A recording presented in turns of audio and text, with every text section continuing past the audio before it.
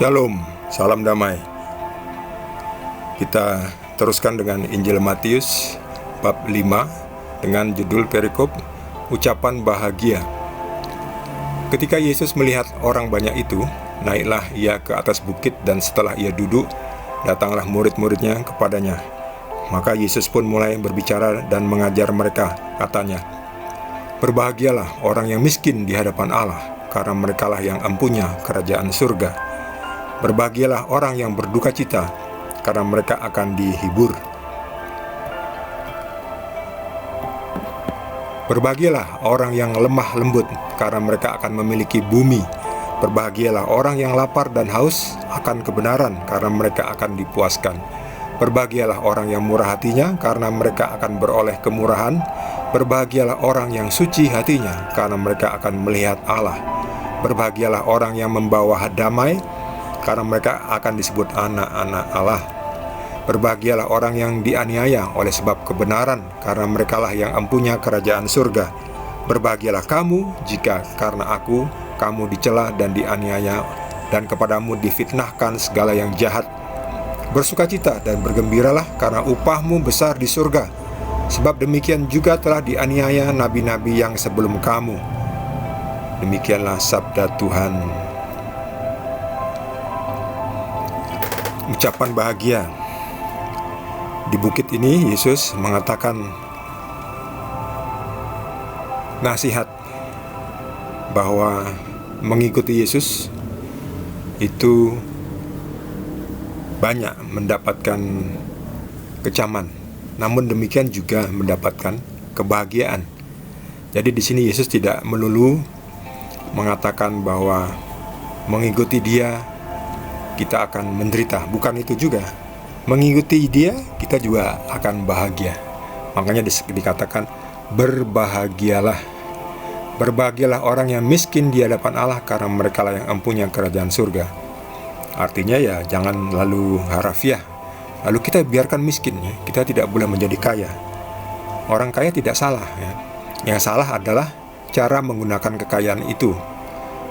Kekayaan itu kalau orang di dalam Tuhan harus digunakan untuk melayani sesama, untuk kepentingan Tuhan. Sebab rezeki itu datangnya dari Tuhan. Kalau hanya dipakai untuk diri kita sendiri, apalah gunanya kita bagi kerajaan Tuhan. Jadi rezeki yang dikasih Tuhan itu juga harus dipakai untuk melayani Tuhan. Ya, kita juga boleh untuk kita menikmati ya rezeki itu ya, juga boleh, tidak salah ya. Kita boleh punya rumah, punya pakaian, punya kendaraan, punya peralatan elektronik, berbagai macam ya. Boleh berwisata, boleh. Tapi semuanya dalam tahap, dalam tingkatan yang wajar ya. Jangan hidup ini melulu dipakai untuk menyenangkan diri sendiri ya, untuk mencari kenikmatan. Lalu untuk apa? Kita apa gunanya kita bagi kerajaan Tuhan? Nanti kita akan dibuang oleh Tuhan. Jadi kalaupun kita punya kekayaan, kita harus pakai itu untuk kepentingan Tuhan. Berbahagialah orang yang berduka cita, mereka akan dihibur. Berbahagialah orang yang lapar dan haus akan kebenaran, mereka akan dipuaskan. Jadi bagi saudara yang ingin masih mencari jalan yang lurus, siapa Tuhan yang benar, berbahagialah, karena Anda akan menemukannya di dalam Yesus Kristus. Berbahagialah orang yang murah hatinya, karena mereka akan beroleh kemurahan. Ya betul. Berbahagialah orang yang suci hatinya, karena mereka akan melihat Tuhan. Berbahagialah orang yang membawa damai, karena mereka akan disebut anak-anak Tuhan. Ya iyalah, anak-anak Tuhan pasti membawa damai. Anak-anak Tuhan tidak menjadi pembuat kerusuhan. Bukan berarti kalau kita berbicara kejujuran lalu tiba-tiba rusuh, bukan berarti kita pembawa kerusuhan, bukan. Justru kita membawa terang. Terang itu memang tidak disenangi oleh setan. Jadi biar setan yang ribut ya. Yang penting Tuhan sudah, kita ikut Tuhan, kita membawa terang. Contohnya apa? Kalau kita masuk ke sebuah gudang yang gelap ya, kotor, kita membawa sinar. Begitu kita datang membawa sinar, kelihatan tikus-tikus itu berlari-larian dengan ketakutan ya. jadi heboh, rusuh. Mereka kabur, mereka tidak senang melihat sinar. Itulah iblis ya. Iblis tidak senang kita orang-orang terang, anak-anak terang datang membawa sinar di tengah-tengah dunia ini yang penuh kegelapan.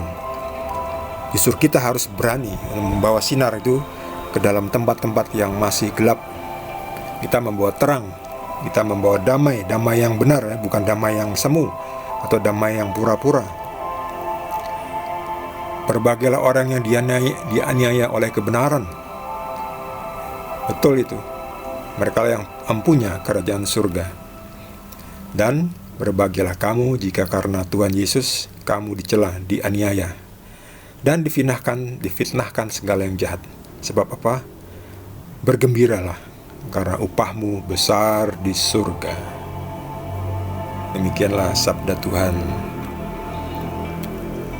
Bagi saudara yang mendapatkan tambahan penjelasan dari Tuhan Yesus, boleh juga berbagi dengan kita semua. Bagi yang belum subscribe, jangan lupa di subscribe dan juga di like. Kita akan lanjutkan dengan perikop berikutnya dari Injil Matius. Terima kasih, Tuhan Yesus berkati kita semua.